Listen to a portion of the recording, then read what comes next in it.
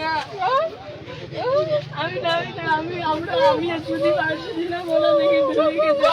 আমি বাজানোর চেষ্টা করলাম, আমি জল আমার পায়ে ইচ্ছে ছিল না, তারপরে আমি ডাকছিলাম।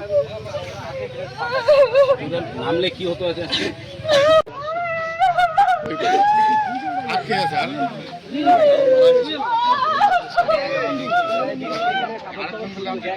গিয়ে দেখি গেট বন্ধ, তারপরে সুদীপ বললো কি চল তাহলে ঘুরি। আমি অনেকক্ষণ ধরে না বলছি হাইটে যাচ্ছি, তারপরে আমাকে নিয়ে ক্যামেলে বললাম হরিপুরতে নিয়ে আসলো। আমি বলছিলাম যাবো না, আমি বাড়ি যাই। তারপর বলছি কি বন্ধু তো কত পিছনে না যাই, তারপরে কি বলতেছিল, তারপরে আসলাম।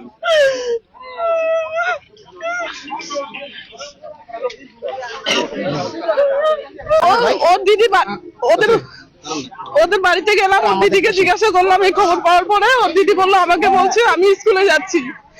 তারপরে পাশের বাড়ি কাকুর কাছে আমি খবর শুনে কাকুর সাথে আসলাম। এখন এসে তো ওকে আমি ভালোই সুস্থ দেখলাম। সঙ্গের বন্ধুরা দুজন নাকি ডেড হয়ে গেছে, আর দুজন ভালো আছে। হ্যাঁ, 7 পরে। ওদেরকে তো আমি চিনি না, আমি বলতে পারছি না। ও একসাথে ছিল বলছে।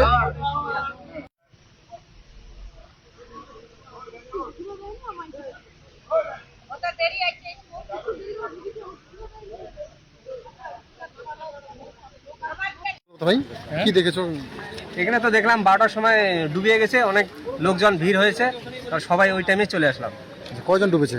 2 জন ডুবেছে আর 4 জন বাইসে গেছে। 2 জন বাসায় দেখেছে, ভয়ে এরা উইটা চিল্লাল্লা করতেছিল, পাড়ার লোকজন সব চলে আসে। বাড়ি কোথায় হয়েছে?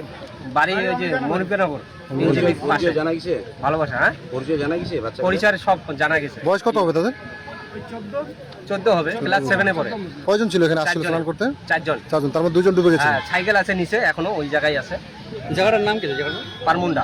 এই এলাকায় তো প্রতি বছরই কোনো না কোনো দুর্ঘটনা এরকম ঘটে যায়। কালকে একটা বয়স্ক মানুষ 2 মাস আগে হয়েছে একটা। আচ্ছা, প্রতিদিন তো হয়।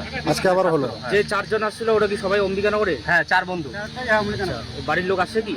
বাড়ির লোকে খবর দিতে গেছে, আর যারা বাইচে গেছে তারা এসেছে। 2 জন বাইচে গেছে। তারা কোথায় রয়েছে এখন বর্তমানে? তারা হয়েছে ওই দিকে আছে, ওই ঘরটার দিকে। এই একই জায়গাতে কালকেও হয়ে গেছে। কি নাম আপনার? প্রত্যেক বছর শান্ত বর্মন।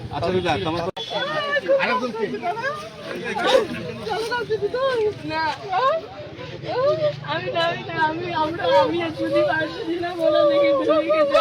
আমি বাজানোর চেষ্টা করলাম, আমি জল